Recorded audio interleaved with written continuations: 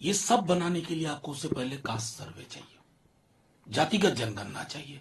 जातिगत जनगणना की बात करने वालों को आप जातिवादी कहते हैं और इस तरह के बयान देते हैं। मैं तो आजकल ये मानता हूं कि प्रधानमंत्री जी के सलाहकार उनका बहुत बड़ा नुकसान कर रहे हैं। अब देखिए कि बिहार की जातिगत सर्वेक्षण के बाद पूरी तस्वीर बदली है। क्या पूरे देश में वो नहीं चाहिए हमें? एक बार वो होगा ना तो आपके लिए सब कैटेगराइजेशन, सब ग्रुप बनाना बेहद आसान होगा। मैं समझता हूं कि इसको डिनाई करके जो भी बात आप कर रहे हैं माननीय प्रधानमंत्री जी, वो बेईमानी है। आपको ऐसा नहीं लगता है आरक्षण एक समय ऐसा था जब चर्चा कर रहे थे लोग कि आरक्षण खत्म कर दो क्योंकि योग्यता के हिसाब से देश आगे बढ़े? नहीं, देखिए योग्यता के हिसाब से वो योग्यता को परिभाषित करना बड़ा मुश्किल है। मेरिट जो है ना कई दफा बड़े मिथ के रूप में ऑपरेट करता है। मैं अगर इन संसाधनों के बीच में हूं, सेकेंड जनरेशन लर्नर हूं, थर्ड जनरेशन हूं, मेरे लिए जब अवसर आएगा तो मैं पकड़ लूंगा, दूसरों के पास वो अवसर ही नहीं जाएगा। तो ये सीधा सीधा संघर्ष है अवसर विहीन लोगों और हजारों तरह के अवसर वाले लोगों के बीच में। और इसका एकमात्र निदान है कि एक बार आप पूरा का पूरा ढांचा देखिए जातिगत सर्वेक्षण के माध्यम से, जनगणना के माध्यम से, उसके बाद आपकी नीतियां उसी अनुरूप बननी चाहिए, तभी जाकर के। क्योंकि मैं जानता हूं मोहन भागवत जी पहले कह रहे थे आरक्षण खत्म कर दो, अब शायद उन्हें भी यकीन हुआ है तो हाल के दिनों में उन्होंने कहा कि हमने हजारों वर्षों से उनका उत्पीड़न किया। ये हम कौन है? ये उन कौन है? इसी के बीच, इसी के मध्य हमारे विकास की रुक गई गाथा। सर, महुआ मोइत्रा है जिनके ऊपर लगातार एथिक्स कमेटी अपना इन्वेस्टिगेशन कर रही है और उन्होंने सौंप भी दिया है, लेकिन डिसेंट नोट में ये कहा गया था कि पारदर्शिता नहीं है इस इन्वेस्टिगेशन में। देखिए पारदर्शिता तो मैं तो कमेटी में नहीं हूं, लेकिन मैंने फॉलो किया। मैं जानता हूं कि आपने निर्णय पहले लिया और साक्ष्यों का अपने हिसाब से इंटरप्रिटेशन किया।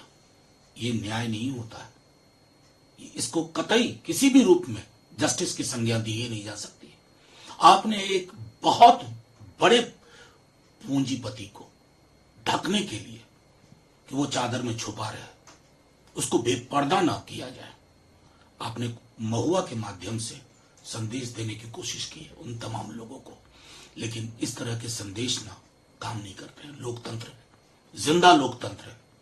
एक व्यक्ति को करोगे, पूरे को कर दो सस्पेंड, फिर क्या? सवाल तो उठेंगे।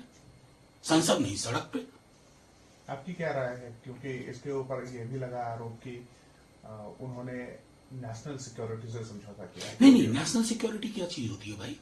मान लीजिए लॉगिन उन्होंने दिया, जो स्वीकारोक्ति भी उन्होंने की है, पहले तो यह पता करो कि कितने सारे और लोगों ने अपने लॉगिन और पासवर्ड किसी और को दिए, ये पता करिए। दूसरी बात, कमाल का देश, पुलवामा में शहादत हुई, बर्बर हिंसा में अपने जवान को, उसकी रिपोर्ट का क्या हुआ? राष्ट्रीय सुरक्षा पर उससे बड़ा मसला हाल के वर्षों में हमने नहीं देखा है। ये क्या राष्ट्रीय सुरक्षा? मतलब कमाल है, किसी की नींद में खलल पड़ जाए तो वो राष्ट्रीय सुरक्षा का मसला हो गया। कोई बेचैन हो जाए पूंजीपति तो वो राष्ट्रीय सुरक्षा का मसला है।